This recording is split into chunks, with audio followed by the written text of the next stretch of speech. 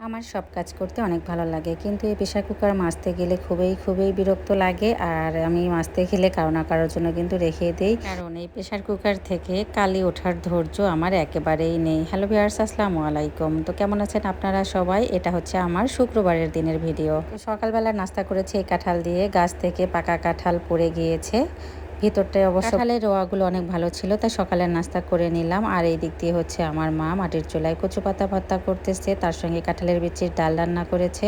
যেহেতু কাঁঠালের বিচির ডাল রান্না করা হয়েছে, তাই ভাবলাম যে একটু শাক হলে ভালো হয়, তাই অনেক প্রকারের শাক একসঙ্গে মিলেই হচ্ছে এই তো রান্না করে নিলাম। আর কচু পাতা ভর্তাটা অন্যভাবে করেছে মা, অনেক মজার লেগেছে খেতে। একই জিনিস এক একজনের হাতের স্বাদ এক এক রকম।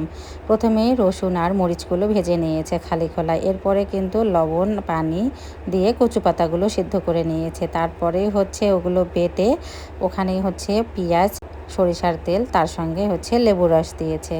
ডালের সঙ্গে শাক ভাজি আর কচু পাতা ভর্তা খুবই ভালো লেগেছে সকালবেলা খেতে। আর এদিক দিয়ে আমি আবার মাংস রান্না করে নিচ্ছি। যেহেতু শুক্রবারের দিন ভাবলাম যে আজকে একটু পটল আলু দিয়ে গরুর মাংস রান্না করব আমার নতুন প্রেসারে। এই প্রেসারটা নিয়ে এসে কি যে আরাম হয়েছে আমার, এই করার কোনো ভয় নেই। ঝটপট ইন্ডাকশানে আমি অনেক কিছু এখন রান্না করতে পারি। এই যে মাংসটা বসে দিয়েছি, মা ওইদিকে মাটির চুলা রান্না করতেছে, আর এদিকে আমি মাংসটাও রান্না করে নিলাম। একসঙ্গে তাড়াতাড়ি কাজগুলো হয়ে গেল। শুক্রবার হলে একটু বেশি রান্নাবান্না থাকে, তাই ভাবলাম যে এদিকে আমিও রান্নাটা করে ফেলি। আর এদিকে আপনাদের ভাই হচ্ছে মাছ তোলা নিয়ে ব্যস্ত।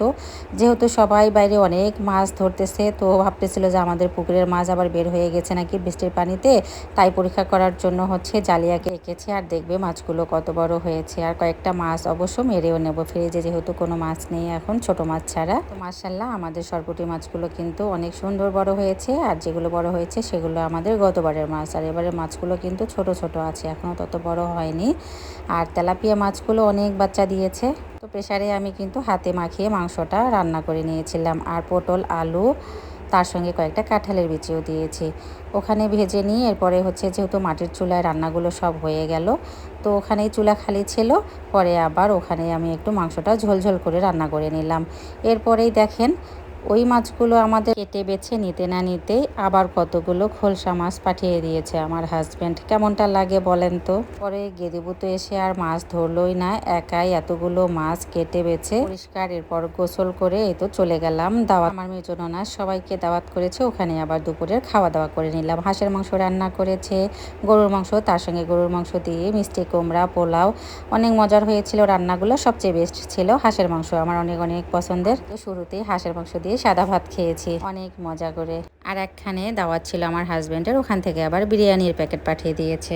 যারা যারা আমার ভিডিওটা দেখেছেন তাদেরকে অসংখ্য ধন্যবাদ। নতুন যারা দেখেছেন তারা অবশ্যই ফলো দিয়ে পাশে থাকবেন।